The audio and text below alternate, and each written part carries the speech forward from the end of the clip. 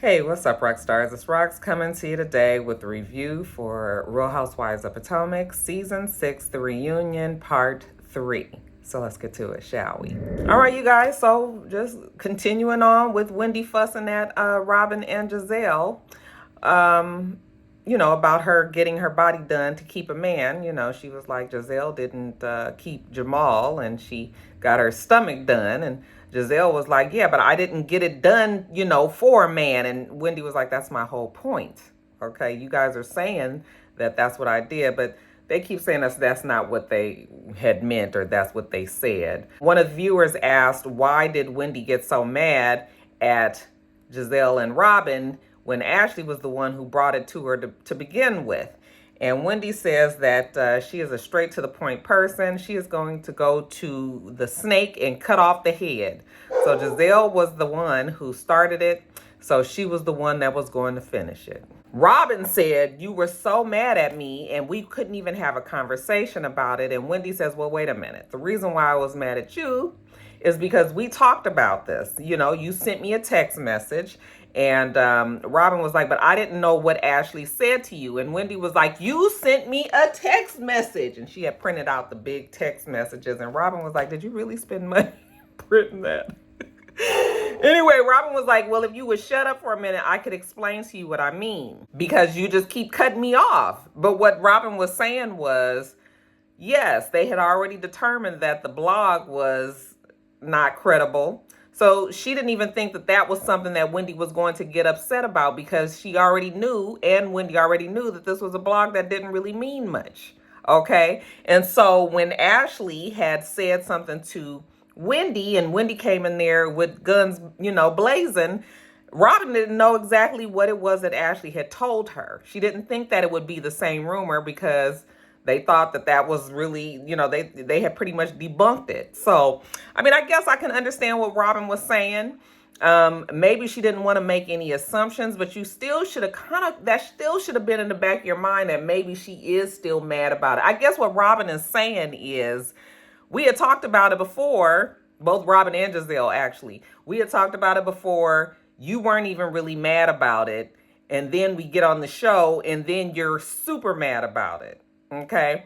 Wendy says she didn't even talk to Giselle. Giselle and Wendy went back and forth about whether or not they talked on the phone, because, she also printed out her phone records, because her husband is a lawyer. So she has to make sure she has all her documents. And, they only spoke for a minute. Let Wendy tell it. Giselle said, no, we spoke at length and we talked about all of these things and you were not mad. So, believe who you want to believe on that. I guess the phone records wouldn't lie. It's not that we sat there and watched and looked at all of the phone records, but, anyway, you guys. Wendy felt like it was all calculated. Wendy, to me, just wants to continue to be mad. I totally get why she would have been upset about what was said, but it's just like, okay, we've already made it very clear that it wasn't the truth. I'm not saying she got to fuck with them like that, but all this yelling and carrying on for a whole, it's just, okay, enough. So Andy says, okay, he has to move on, but does anybody have any apologies that they feel that need to be made? All right. And Giselle and Robin are just sitting there looking at her. Ashley says that she does feel bad about the way that Wendy reacted. That was not, she doesn't want her to feel like they were gossiping about her and trying to make her feel bad. So she does apologize for that. So that was the only apology that Wendy was going to get.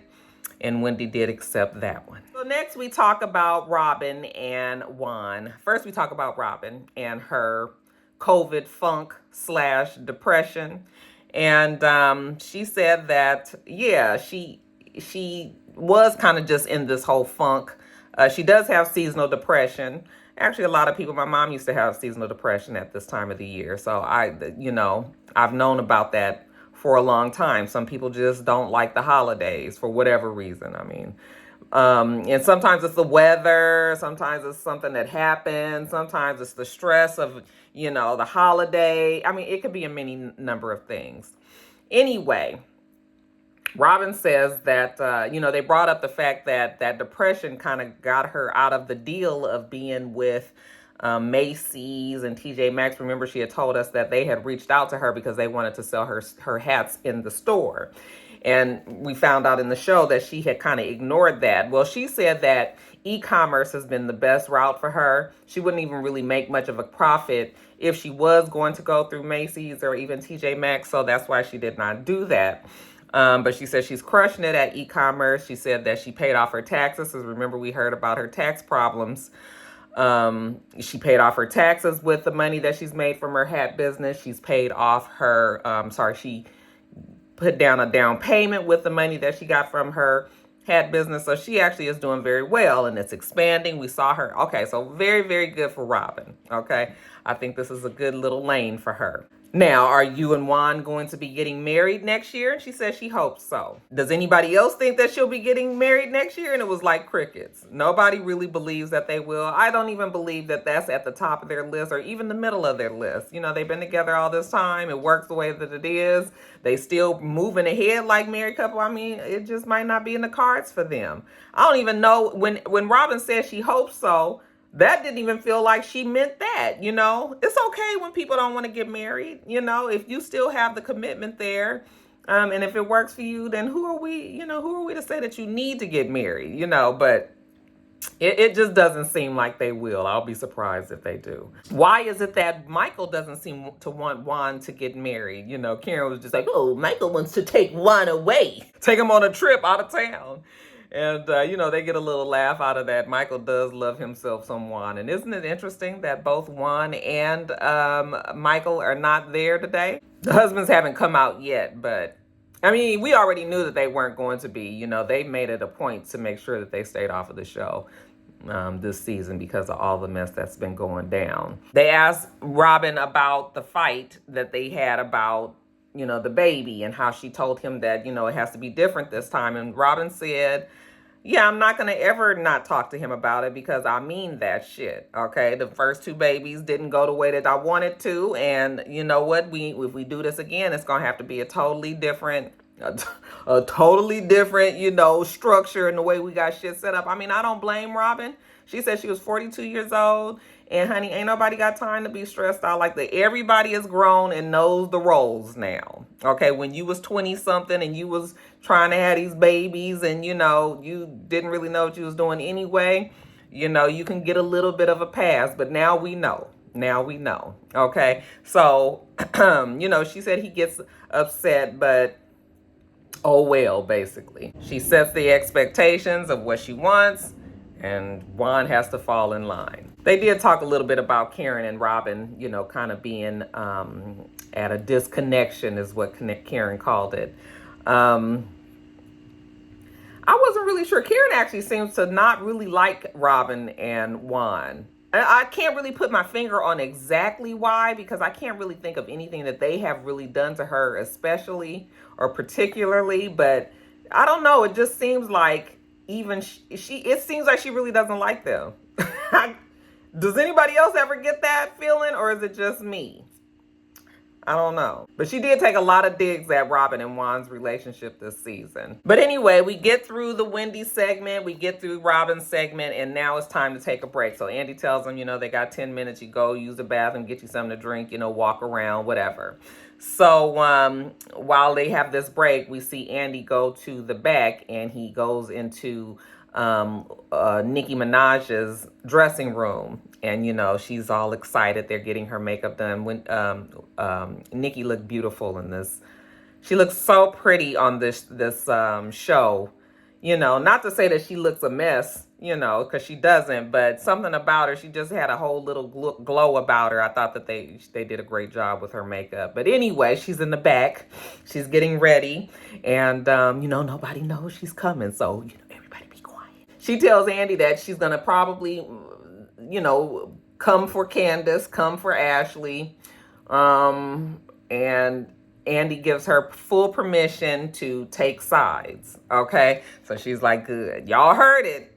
Don't be getting pissed at why do I keep wanting to call her Wendy? Don't be getting pissed at Nicki. She just gonna do her job. Now, you guys, back to the show. Now the husbands join us, and like I said, Michael and Juan aren't there, but we have Mia's husband Gordon, we have Candace's husband Chris, we have Karen's husband Uncle Jessup, and we have Wendy's husband, Eddie. Well, that Eddie was shined up, wasn't he? I was like, can somebody put some damn powder on you? He just be so sparkly, child. Of course, Giselle doesn't have a man, so that whole side looks very empty because Chris is sitting over there by himself, because they're sitting behind their wives. So while they're sitting there, trying to get situated, about to start this segment, Candace's phone rings. Oh my God, my phone is ringing. She answers it. Hello, it's Dot. Okay, so she passes the phone on to Andy.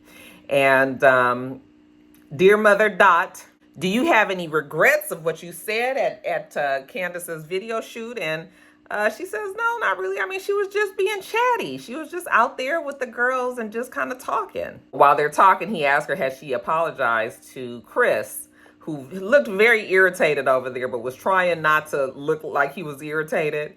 But she said not to his face, no. And he was just like, can you just hang up? Okay.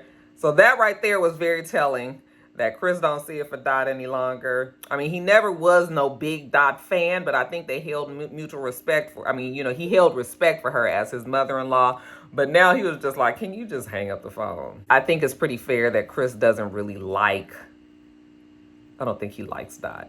But like I said, Michael is not there. Andy says he has a severe case of the reunions. And Ashley says that he gets sick every year around this time. It's always the time that they have a reunion. But they had a reunion this year at a different time than they normally do. So maybe his ass is allergic to, but she thinks he has pneumonia. But okay, so we get to it. And of course, we're going to start with the trip to the Eastern Shore because that was when the husbands joined them. Okay. And of course, we have to discuss Gordon and, G and the way he acted. Now, is this how he always acts when he's having a good time, partying, drinking? And Mia was just like, yes. All right. Gordon said, I was determined to have a good time. Like he had already warned us before they went, remember? Gordon, how was your experience in general on the show? And he says, in general, he had a good time. He was there to support his wife, and that's what he felt like he did. Now, was Ashley really mad at G for picking on her when they were in the bus? And Ashley said, well, yeah, she did have a problem with him and the things that he said, especially being as a husband coming into the group. And somebody said, well, Michael has done many things, you don't give him any kind of problems about the way that he can be. And Michael's been inappropriate quite a few times. And she was like, excuse me, roll it back. Like Michael has never been, overtly sexual with anybody in this group. And Andy was like, yeah, well, Michael said that he wanted to suck Juan's dick. So I would imagine that. And everybody there was like, oh, I was just like, Ashley, you stepped right into that. Well, I couldn't believe that she didn't think before she said that. She was so stuck on the women. But Andy was just like, no, he said he would suck Juan's dick. So yeah, that is being sexual. And she was like, oh, he was just joking. That shit was so funny. You couldn't even write that better. I said, Ashley, your ass is molded. But the fact that G had kind of did his tongue at Karen said that she had been around G, or Gordon, I should say. And he had never made her feel like he was trying to come at her that way. So, she didn't feel like it was anything. She felt like it was harmless. They well, why don't we ask Uncle Jessup what he thought about that? But they left Uncle Jessup out of that one. And then they asked Gordon, what did he think about that? And he said, well, you know what? Ashley felt like I was picking on her. And he said, and that wasn't what I was trying to do. But when I watched it back and saw it, it was clear that she clearly felt like I was picking on her. I was messing with her. And for that, I apologize. Okay, the very mature route to go. And she was just like, oh, I'm not used to that happening in this group. Like, thank you, Gordon. Okay.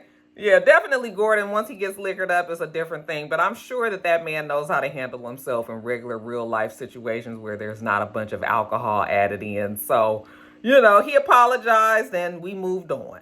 What I thought was ironic in that situation, though, was that Giselle felt like Michael in the past has been harmless too, when it came to the things that he might have done. And I love the fact that they rolled it back and how they made such a big deal, because they made a big ass deal about him touching that man's butt at the party. That shit went on for like 2 seasons. He could not get, they talked about that quite a bit. So now fast forward 4 more seasons down the road, now all of a sudden Michael is not harmless. I mean, Michael is harmless and it wasn't that big of a deal. Child, they be forgetting how they acted, huh?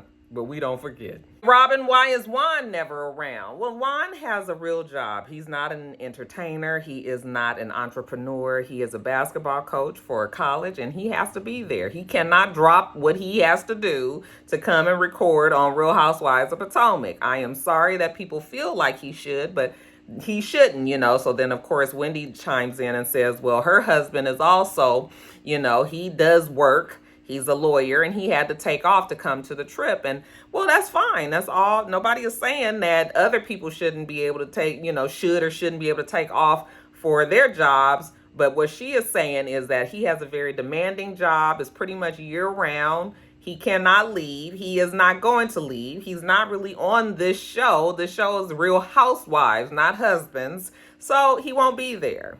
Okay, so that's the reason why Juan, and I'm sure that gives him a great excuse because Juan looked like he don't want to be there anyway. What about Chris as a manager? Do we, you know, this husbander thing? And Chris was like, you guys put so much on it, 20 on 10 for real. Okay, I mean, I'm not really managing Candace's music career like that. You know, if I was to look at it, it was really, he's a glorified secretary. Okay, he answers calls, he checks the emails, answers emails, you know, maybe put things on her calendar, but for the most part, he's not managing her career. So people needed to just get past that anyway. Well, honey, your wife said you was her manager, you was her husbander. So what was we supposed to think? As for Dot, what does he think about her? And he says, you know what? I love my mother-in-law, okay? Because you have to. But I really feel like Chris feels like he can take Dot or leave it because Dot has made it seem like she has been taking care of Chris, you know, and Candace the whole time.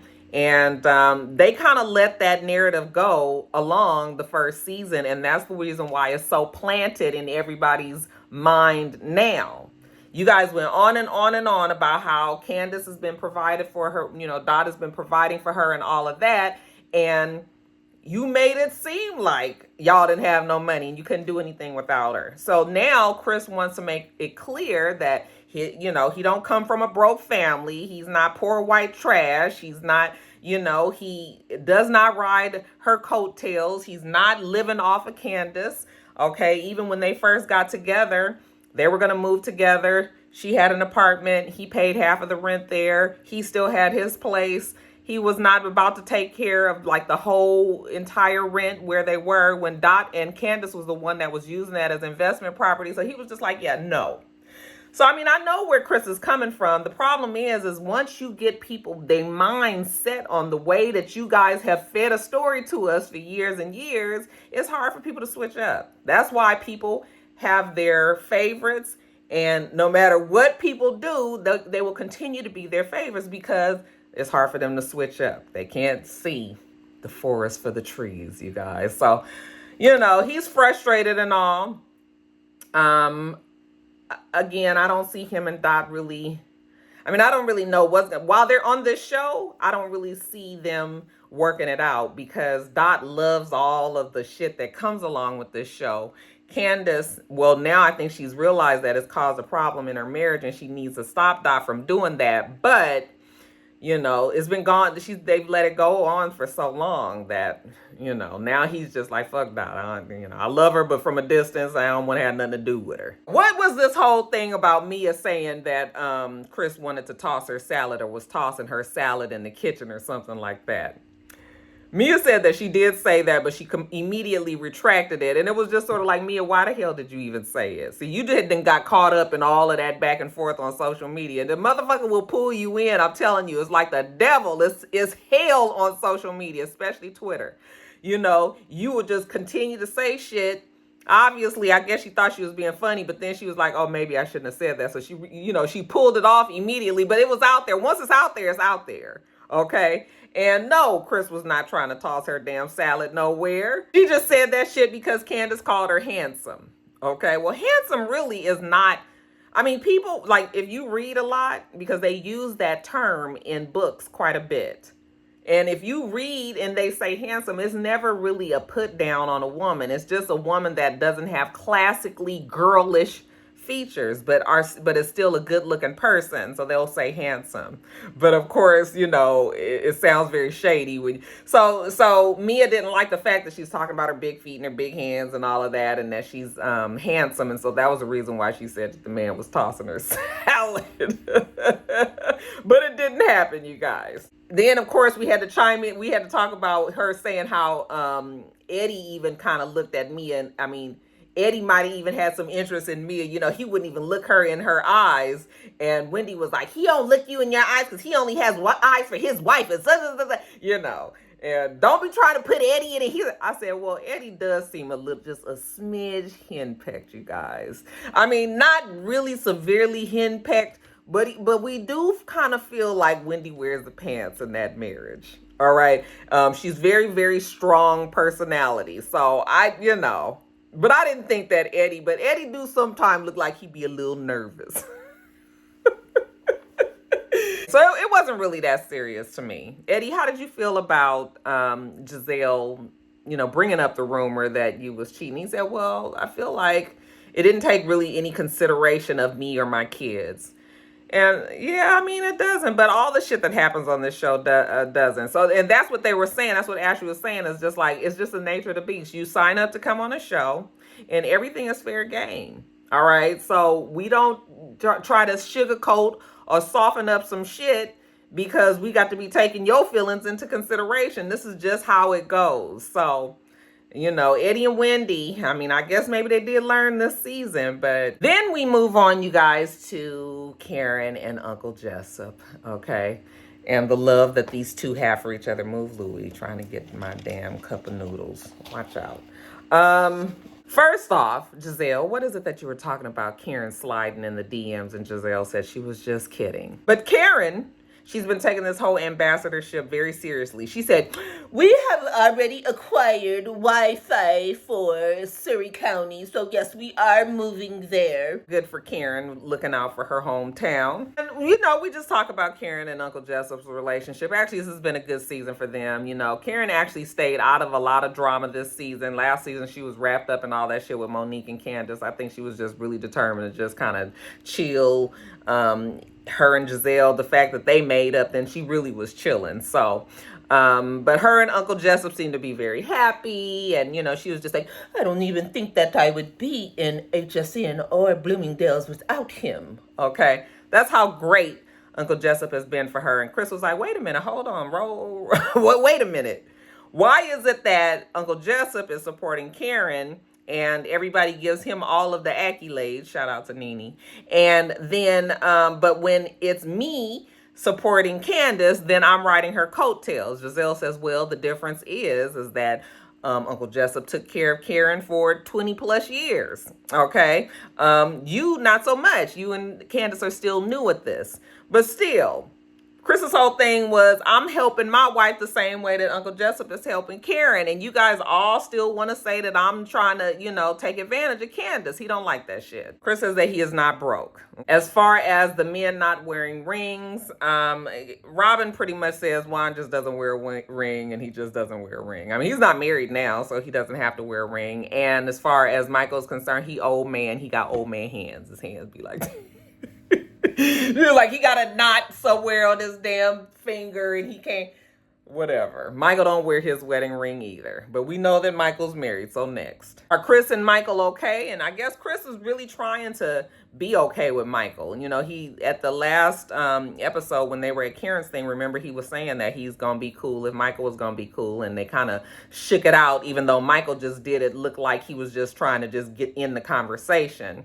And Chris says the same thing again here at the reunion. Like, he's just going to kind of match Michael's swag. He going to match his fly. Like, whatever way Michael going to come at him is the way he going to come at Michael, But if they can be cool with each other, then they'll be cool with each other. So that was pretty much it. So the men's segment was cool. All right. We didn't have much drama. We didn't have much drama with the men this season anyway. So it worked out well. The ones that would bring the most drama weren't there, were the one, and that's Michael, who's always been very, very openly disgusted and says whatever the fuck he want to say at the reunion. So it's probably good he wasn't there. We didn't need Michael this season.